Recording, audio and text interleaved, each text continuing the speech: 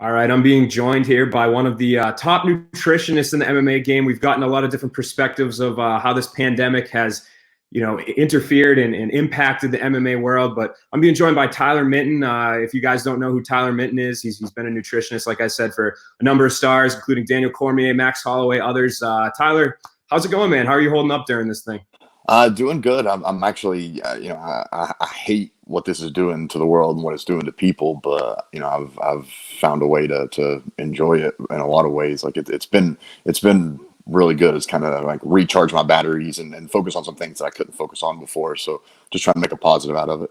Yeah, for sure, man. There's definitely a weird positive, self schedule that I'm on now, and I'm more diligent about things. So I get where you're coming from there. But let's talk about you in terms of what you do for your profession. How has this impacted you? Like I said, everybody in the world's been impacted this one way or another. But professionally, I guess, how has this impacted your line of work? Yeah, so I mean, obviously, I don't have the fighters that I'm not on location like I would like to be. So I obviously can't work the UFC cards. But one thing that I do that I really think separates me from a lot of people is I don't really only have a fight week relationship with my athletes. These people, most of them are hearing from me every day, if not, at the worst, they're hearing from me weekly. They're following their plan still. I'm checking in on them, keeping them motivated, and making sure they're where they need to be. And a lot of them are just using this as a time to grow. This is been a couple months that they're able to follow a good, solid nutrition program without having to worry about things like the actual weight cut, which can actually make it, each time you cut weight can make it a little bit harder, the next time. So they're using this time to recover. Some of them, like they're using this time to heal from metabolic damage that they've had from overtraining and past weight cuts. So, I'm just staying on them and doing what we can and finding ways to actually use this to improve their performance as well. And this is an adjustment period for everyone, I'm sure. And some of the fighters, are they're like people. They sit around the house. They're not really busy right now. They might have the ability to snack here and there. Nobody's watching them. So, have you seen that at Yeah. all? Have you kind of heard about that going on during this whole thing? Oh, for sure. I mean, I definitely think it's going to be a lot harder for a lot of fighters coming back into this. If they've not been really diligent with their nutrition and training as much as they can, they're going to have a lot of issues because if everything goes the way it's supposed to be, they're going to start putting on fights really often back to back. And these guys, especially if they haven't got paid in a while, they're going to be trying to jump on every card they can. And if they've been spending this entire time eating whatever they could and blowing up, it's going to be a really difficult time for them. But again, the ones that have been spending this time focusing on their nutrition and fixing those limiting factors are actually going to grow and benefit from this. Yeah, and how about access? Let's talk about that a little bit. I know sometimes here I go to the grocery store, there's no chicken, for example, or one time I'll go, there's no, certain type of vegetables I'm looking for. So, have you run into that issue at all? Is there any advice you've maybe given your fighters in terms of that? None of mine have really run into it just because the way my plans work, there's just so many different options. I mean, there's really no limits on it. I mean, they could be choosing, I've got it laid out for them in terms of red meat, white meat, fish, plant-based proteins, dairies. I mean, they literally have so many options that, like they're going to be able to find a way. And that was part of my goal. It wasn't as a result of this, it was just as a result of, fighters travel a lot. And, with that travel, sometimes if I have a very strict plan as far as I need this exact thing at this exact time, that's not always available to them. So the way I've designed my plans are just so that it has like maximum availability and flexibility.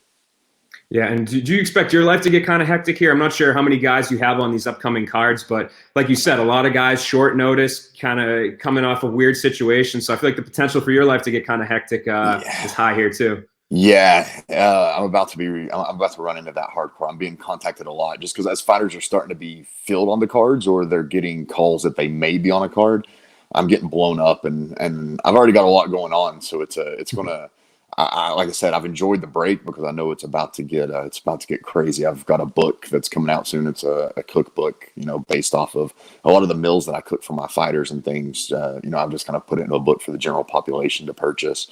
I've created a bunch of new nutrition systems. I'm working on a meal prep company right now where people can actually get my meal prep shipped to them all across the country. And I have a baby on the way in July, so my first baby. So I've got a lot going on. So like I said, this break's been really good for me because it's about to get crazy. Yeah, man, that sounds. I thought my life was hectic just sitting around here, so that's crazy, man. And I guess at what point do you think you'll start getting into the traveling mix again? Is it really just when the UFC starts allowing more people, or when you feel comfortable? When do you think you'll start getting back to being on scene with these guys? I'm ready as soon as my fighters need it. So if I have a fighter that needs me there, I'm going to go ahead and do it, just for the pure fact that like they are following the plans, are doing what they can, but the support that I can give in person is just exponentially better than I can without being there. So if they need me, I'm going to be there. I've got a couple potential 6-8 week camps coming up as well, and I'll just jump right back into them. I'll be as safe. I'm not one of these that doesn't think we should be taking precautions. I definitely think we need to take as many precautions as we can. So I'm just going to do everything I can to protect me and my family and my athletes. Through all the orders that we have, and the health and safety precautions they've given us, which are just generally things we should all be doing around flu season and such anyway. So I'm just going to continue to take those precautions, but get right back to work as I'm needed. For sure, man. And the last question that I have for you here, you kind of just touched on a minute ago, but is there anything specific that you have coming up here that you want to talk about? Whether it be some fighters fighting, whether it be, like you said, you have a cookbook, meal program, stuff like that. Yeah, I don't want to name any fighters, just because of the pure fact that it could just, who knows? I mean, I have a couple really big ones coming up, but hopefully they come up. But we really truly don't know. They could get canceled. But my regular roster, it's looking like they're all going to be around about the exact same time, and I'm just going to try to fit that in with the baby schedule, because once my first kid's born, I'm not going to want to go anywhere for at least a month. I'm definitely going to want to spend as much time with him and his mom as possible.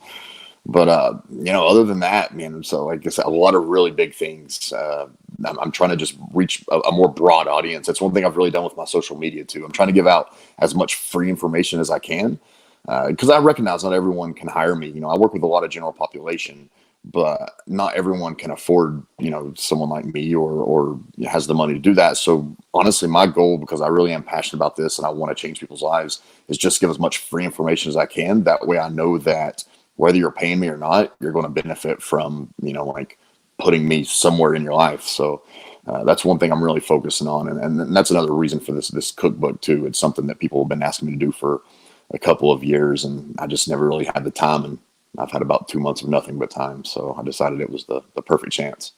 For sure, man. Yeah, and your great Instagram follow too. Like I said, like you just said, get some good information out there. So really appreciate the time, Tyler. Good luck with everything going on in your life, and I'm sure we'll be talking again, man. Awesome, guys. I appreciate it.